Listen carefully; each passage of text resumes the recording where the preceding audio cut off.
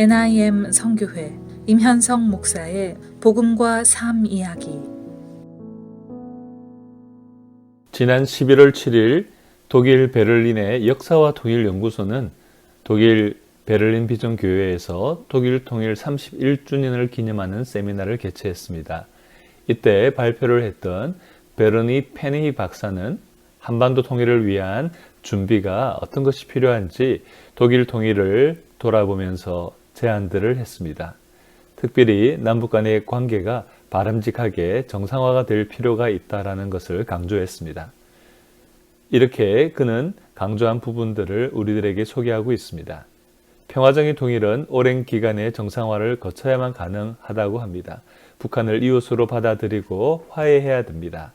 남북의 관계가 적대적인 관계에서 협력의 관계로 전환되어야 하고 이 과정이 오랜 시간 동안 지속되어야 되는 것입니다. 그래야만 북한 내부의 변화를 이끌어낼 수 있고 돌이킬 수 없는 수준의 변화를 그들이 만들 수가 있다는 것입니다. 북한의 경제적이고 사회적인 개방과 개혁, 변화가 진행되면 될수록 통일과 그 이후의 통합 과정이 더 수월해질 것입니다. 통일이 비록 아직 안 되었으나 남북 관계가 정상화만 되어도 한반도에는 많은 변화가 일어날 것입니다. 독일 통일이 가능했던 여러 이유 중에 하나가 바로 서독과 동독이 이런 여러 협력을 통해서 상호 신뢰를 구축했다는 것입니다. 한국은 독일과 다르게 접촉점과 협력 사례들이 부족하고 협약을 지키는 상호 신뢰들이 없습니다. 이런 것 때문에 더욱더 대북 제재의 어떤 방향들을 북한 주민들이 고통당하는 상황 속에서 북한의 바람직한 변화로 나아갈 수 있도록 그런 협력을 해야 된다는 것입니다.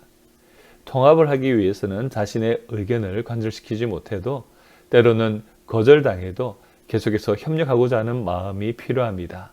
북한 정권이 범죄적인 집단으로 보이고 있습니다. 그러나 이런 행동 양식을 이해하기 위해서도 계속해서 협력을 위한 노력을 멈추어서는 안 됩니다.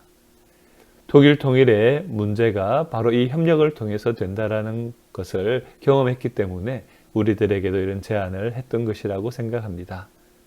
또한 통일에 있어서 주변 국가들의 협력이 필요하지만 남북 간이 반드시 우리 민족에게 통일이 되어야 된다는 그런 마음을 가지고 갈등을 해결해 나가는 것이 필요하다고 조언했습니다. 안 그러면 다른 주변 국가들이 도리어 남북 간의 문제를 좌우하려고 할 것이다라고 경고를 했습니다.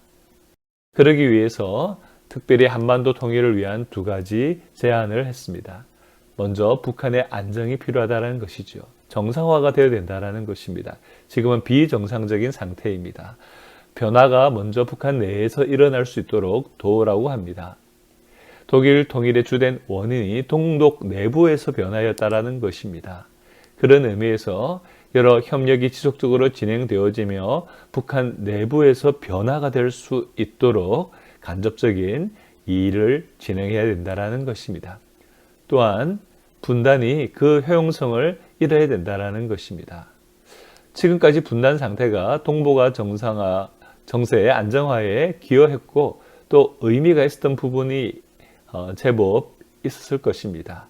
그러나 이제는 정상화된 남북 관계가 분단 상태보다 내부적으로 뿐만 아니라 외부적으로도 더 나은 상태가 될 수 있다는 것을 위해 새로운 틀을 짜야 된다는 것입니다. 미국을 설득하고 중국을 설득하고 일본과 여러 나라들이 함께 이 협력될 수 있도록 그런 노력을 지속해야 된다고 제안했습니다.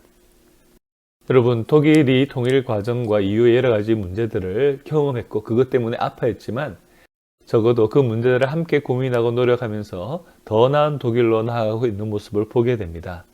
독일의 선례를 통해서 잘못된 부분들은 발견해서 고치고 또 필요한 부분은 적극적으로 우리가 잘 적용해야 될 것입니다. 그리스도인들의 한반도 통일이 하나님의 뜻 가운데 진행되도록 기도하면서 이런 바람직한 방향들이 잘 진행되어 갈 수 있도록 기도할 필요가 있습니다. 여전히 추워지는 날씨 속에서 계속되는 식량난과 통제 속에 고통받고 있는 북한 동포들에게 예수 그리스도의 은혜가 임하기를 기도합시다. 여러 선교 사역들 가운데 하나님의 놀라운 능력이 임할 수 있도록 기도해 주십시오. 무엇보다 하나님의 주권적으로 이것을 이끌어 가실 때 우리 모두가 순종해 갈 수 있도록 함께 기도하시기를 부탁드립니다. 지금까지 NIM 선교회 임현성 목사의 복음과 삶 이야기였습니다.